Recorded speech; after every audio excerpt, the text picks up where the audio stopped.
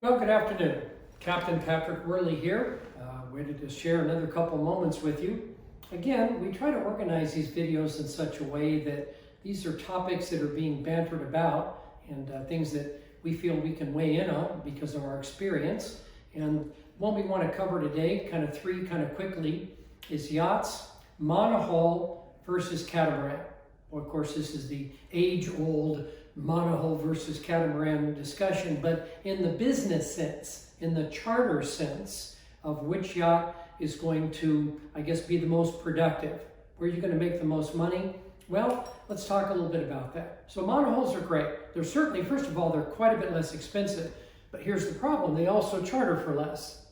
In other words, sometimes when I'm speaking with somebody at the docks at a boat show or on the phone, new client, maybe an older client that's coming out of a particular charter and maybe looking to buy this next yacht, they'll say, well, it's going to be a lot less money, Patrick. Yeah, but it's, again, the capitalist world that the yachting charter business comes out of or is in is a function of pricing. Obviously, if I have $1 million yacht, I'm going to get a lot more money for it than I'm going to get for a $500,000 or $600,000 yacht. So, in my opinion, and I've crunched the numbers many times, and of course, I'm the one that does the tax returns, generally speaking, coming into the business as well as going out of the business, the numbers are pretty much proportional. You're going to spend less, but you're going to get a lot less. So, from that standpoint, that's probably neutral. Monohulls, again, a lot of people are not die-hard sailors. A lot of people try to argue with me, well, Patrick, that's true sailing. That's true sailing. We're heeled over. We've got go back to that heeled over part. See, that's kind of the issue. A lot of people will come down with somebody who is a sailor, their family, their friends, their clients, to fill up a charter yacht. We got to pay for that, and we'll talk about that in a moment. But again, the whole concept of healing and, trying to cook a meal or, come out with a glass of champagne on a boat that's heeled over is kind of rough. So again, comfort, privacy is a bit of an issue on a monohull. It just is. You're right, 6 inches or a sixth of an inch away from somebody else on the other side of the wall. It's hard to feel comfortable and private, especially for women.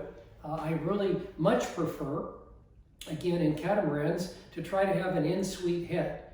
In English, have a bathroom in your cabin because people don't like to share a bathroom. Well, it saves weight. Yes, it does. But it's, again, women especially like to have their own privacy, and certainly catamarans afford that. So you say, well, the next argument is monohulls are faster. Well, some are and some aren't, but certainly catamarans are getting lighter. Their designs are better. My new 53, my power cap, listen to this, has 30% more volume, 30% than her sister boat, which was a 51. This is a 53. 30% more volume, but weighs 20,000 pounds less. Wow, how'd they do that? CAD, C-A-D, computer-aided design work, and of course materials and Kevlar and high-strength aluminum and things like that. So again, either yacht, if you're building the business correctly, you've got your marketing plan down, you've got a solid business plan that you're updating every 6 months, and you've got a good exit strategy, you're probably going to make more money, or you're going to make money, but you might make more money in a catamaran setting because, again, they just tend to charter better in this setting. In other words, if I call up my friend Bob and I say, hey, how'd you like to come out on my 53-foot monohull?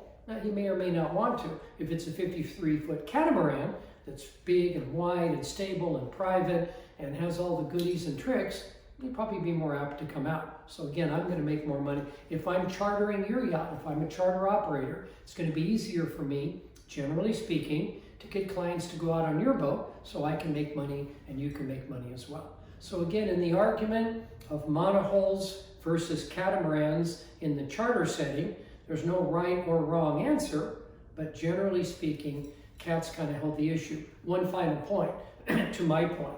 10 years ago, if you look at the percentage of monohulls in pretty much any charter fleet anywhere, and you look at the percentage of monohulls today, it's dramatically less. In fact, in some of the charter operations in the Bahamas, Exemas, Eleuthera, some of those operations in that part of the world, there's almost no monohulls anymore because of the issues with the depth of the keel and those kind of the shallowness of water and things like that. So again, just my opinion, but been around for a few years. If there's something you'd like to talk about, or you'd like to talk about new versus old, stay tuned. That'll be in the next video. Thank you very much for your time. Look forward to taking your phone call. Good day.